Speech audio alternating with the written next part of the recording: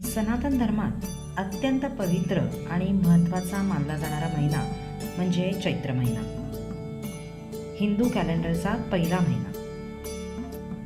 चैत्र महिन्यातील शुक्ल पक्षातील प्रतिपदा तिथी हा हिंदू नववर्षाचा पहिला दिवस. या तारखेपासून चैत्र नवरात्रीची सुरुवात होते. या दिवशी गुढीपाडव्याचा सण देखील साजरा केला जातो.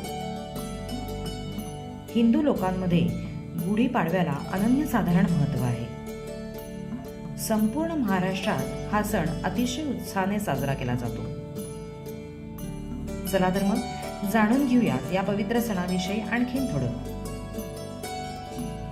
गुढीपाडव्यामध्ये गुढी म्हणजे विजयध्वज व पाडवा म्हणजे प्रतिपदा तिथी. गुढीपाडव्याच्या निमित्ताने प्रत्येक घरात विजयाचे प्रतीक म्हणून गुढी उभारली जाते. या उत्सवाशी संबंधित अशी एक कथा आहे की या दिवशी शालिवाहन नावाच्या कुंभार पुत्राने मातीच्या सैनिकांच्या सैन्याच्या मदतीने शत्रूवर विजय मिळवला. या कारणाने शालिवाहन शतक ही याच दिवशी सुरू होते. गुढीपाडव्याच्या दिवशी ब्रह्मदेवाने विश्वाची निर्मिती केली असेही मानले जाते.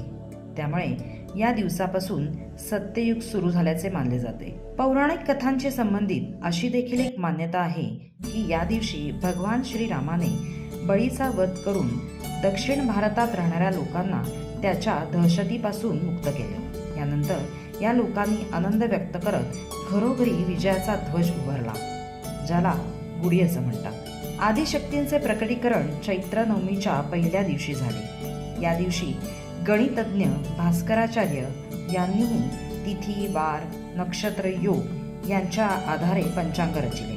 गुढीपाडवा या सणाला ऐतिहासिक, सांस्कृतिक आणि नैसर्गिकदृष्ट्या खूप महत्त्व आहे.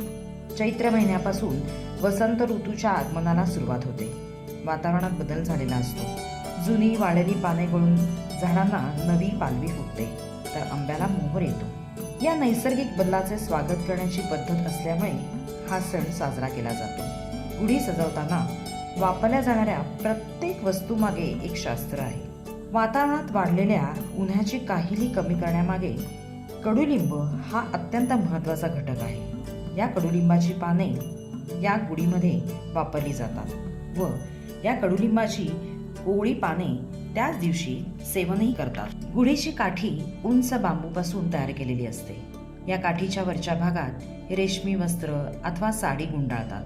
काठीला कडुलिंबाची डहाळी, आंब्याची पाने, हार, साखरेची गाठी बांधून त्यावर तांब्याचे, पितळ्याचे किंवा चांदीचे फुलपात्र ठेवले जाते. ज्या भागात गुढी उभारली जाते तो भाग स्वच्छ करून मग तिथे सुंदर अशी रांगोळी काढतात व त्यावर पाट ठेवून गुढी उभारतात.